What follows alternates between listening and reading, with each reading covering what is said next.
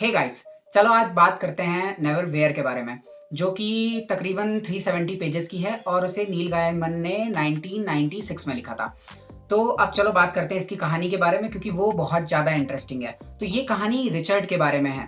अब एक दिन डायरेक्ट मेन जहाँ से इंटरेस्टिंग मूवमेंट शुरू होता है वहाँ पे आते हैं। एक दिन वो रिचर्ड अपनी गर्लफ्रेंड जेसिका के साथ एक मीटिंग में जा रहा होता है और रास्ते में उसको एक लड़की मिलती है जिसको कि चोट लगी रहती है और उसका खून भी काफ़ी बह रहा होता है। तो रिचर्ड कहता है, जेसिका तुम मीटिंग में जाओ, मुझे लगता है मुझे इसकी मदद करनी चाहिए, मैं इसे लेकर जाता हूँ। अब वो लड़की कहती है कि एम्बुलेंस को मत बुलाना, पुलिस को भी फ़ोन मत करना। तो ये सोचता है चलो मैं इसको घर में ले जाता हूँ, इसका घर में ट्रीटमेंट करता हूँ। तो जेसिका गुस्सा हो जाती है, वो कहती नहीं, मीटिंग में ज़्यादा ज़्यादा जाना इम्पोर्टेंट है। तो रिचर्ड लेकिन कहता है नहीं यार, इसका अभी खून इतना बह रहा है और मुझे इसकी जान बचाना ज़्यादा इम्पोर्टेंट है।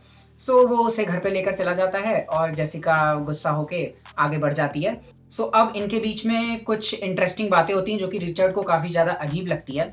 खैर, लेकिन बीच में कुछ चीज़ें होती हैं जो कि स्किप करके मैं आगे मेन मुद्दे पे बढ़ता हूँ। अब जब वो लड़की वापस अपने घर चली जाती है और रिचर्ड दूसरे दिन जब सुबह उठता है, तो लाइक नॉर्मल वो जैसे ऑफिस के लिए तैयार होता है और ऑफिस के लिए निकलता है, तो रास्ते में उसके साथ बहुत ज़्यादा अजीब चीज़ें होती हैं।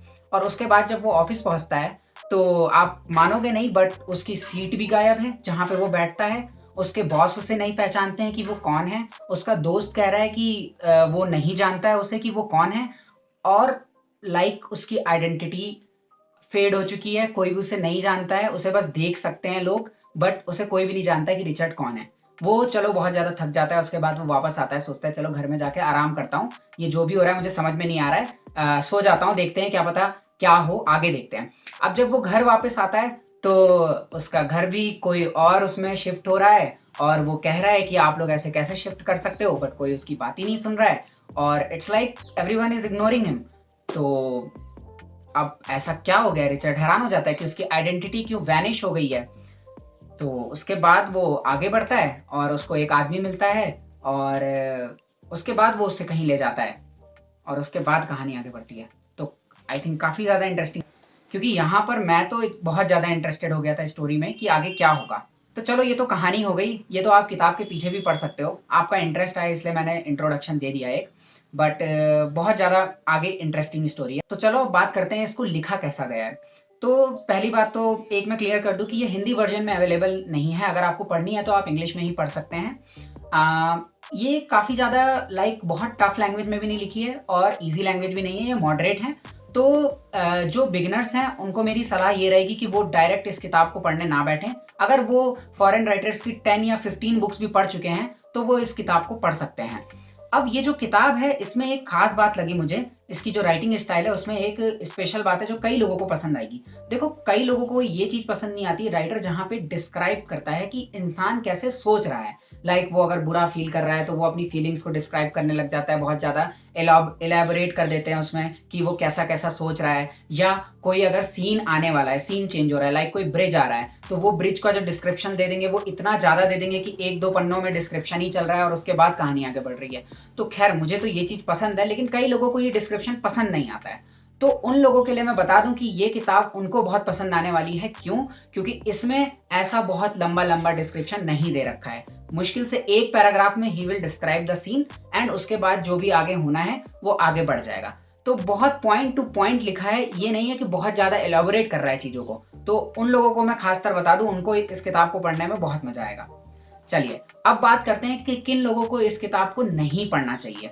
तो देखो, ये एक फैंटेसी बुक है, तो ये यहाँ पे क्लियर हो जाता है कि अगर आपको फैंटेसी नहीं पढ़ना है तो यार इस किताब को मत पकड़ो, क्योंकि इसमें ऐसा कुछ सीखने वीखने वाला, ऐसा कुछ कोई हिडन मैसेज छुपा हो, ऐसा भाई तो ऐसा तो कुछ होगा नहीं इसमें। ये सिंपली एक फैंटेसी बुक है।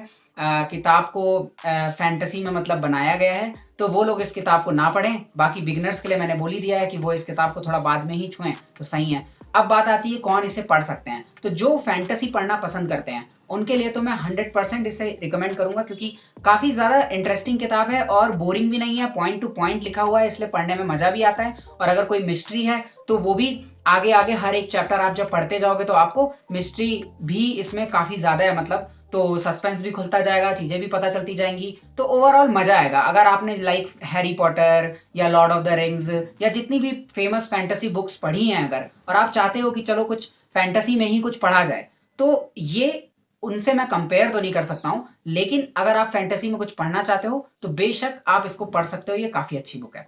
चलो अब मैं अपने व्यूज़ रखता हूँ कि मुझे ये किताब कैसी लगी। तो सही बताऊँ तो मुझे ये किताब काफ़ी ज़्यादा पसंद आई। इसमें मिस्ट्री अच्छी है, सस्पेंस भी अच्छा है। एक्चुअली मैंने बीच-बीच में काफ़ी चीज़ें गेस कर ली थी, तो लाइक विलेन कौन है या क्या आगे होने वाला है, कौन धोखा दे सकता है, कौन दोस्त है, ये सारी चीज़ें मैं काइंड ऑफ प्रिडिक्ट कर चुका था।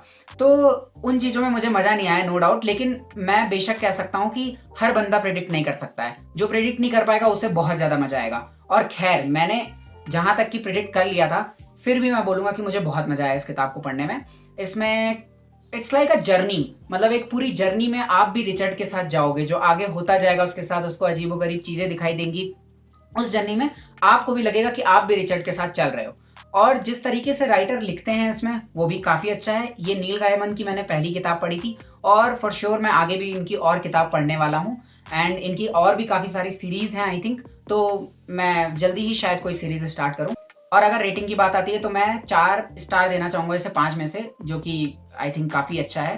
और overall I will recommend it, it's a good read.